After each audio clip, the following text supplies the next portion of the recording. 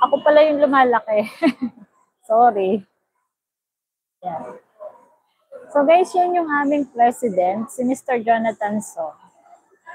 So siya po ay ngayon, today, nasa Singapore siya. Magbibigay siya ng training. Pero mo guys, mismong owner mismong owner, president. Siya po yung magbibigay ng training. O, ganyan kaseryoso yung mga owner ng House of Franchise in JC. So, sa Singapore, mamaya. Hi, kailan kaya ako makakapunta rin ng Singapore? Hindi na yan imposible. Kasi, maya, next week may, na tayo, passport. Yes! 10 years. 10 years ang So, eto pa guys, kalitang ko ulit. Nasaan ba? Eto yan, eto. Eto yung aming, yan, ang aming black coffee ng JC. Then, eto naman yung aming classic. Yan, classic. Mocha. So, yan naman yung mga mocha namin. Then guys, meron tayong mga training. Yan, isa si Ma'am Jocelyn sa nagbibigay po ng training din. So, ayan. At eto naman, eto guys, retired police to. Si Sir Edwin. Win lang siya sa Facebook. Nagkaroon siya ng income sa dropshipping, 4,500. 1 week lang yan.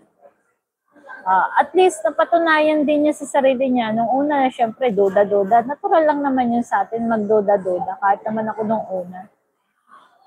Ngayon, hindi na siya nagduda kasi, napatunayan niyang mayroon talagang income. Diba? 4-5, 1 week. So, weekly po yung pagkita dito, guys. Kaya, kung gusto mo rin, imagine na, retired, yan, police. So, nakakatuwa.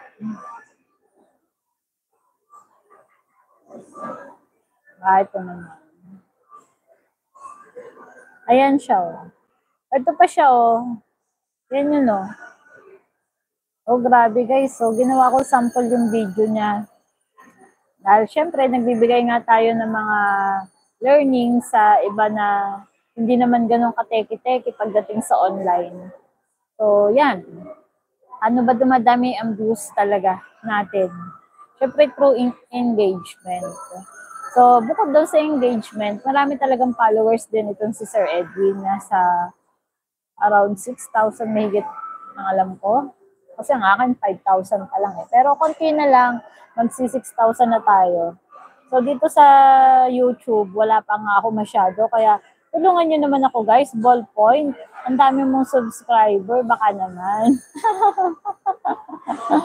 Baka naman pwede mo akong i-endorse sa iyong mga subscriber dyan. So, at marami ring sharer yung kanyang video. Yan, 14. Marami din nag-comment. So, proven na yan. Basta mga ganyan.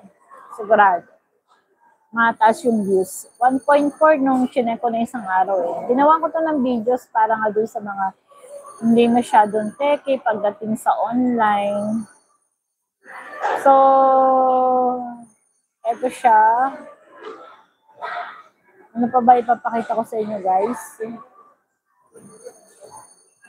So, ito nga pala, once na nag-start kayo ng dropshipping, meron kayong freebies pa na makukuha. Bukod dun sa online business, pwede ka rin palang mag-on-hand ng mga produkto kung gusto mo. Pero kung ayaw mo naman at purely online ang gusto mo, okay lang din. So, yung iba naman, nag-on-hand. Yung iba, on-hand lamang, hindi nagda-dropshipping. Ang iba naman, dropshipping lang, hindi nag-on-hand. Ang iba naman, hindi na-maximize talaga nila. Dahil privilege mo yon as dropshipper. So, ito, may mga freebies tayo. Mamimili ka ng mga packages. Ako guys, hindi kasi siya napapaliit. Unlike sa TikTok. Ako kasi yung lumiliit at lumalaki. Hindi yung picture na background ko. So, meron kasi tayong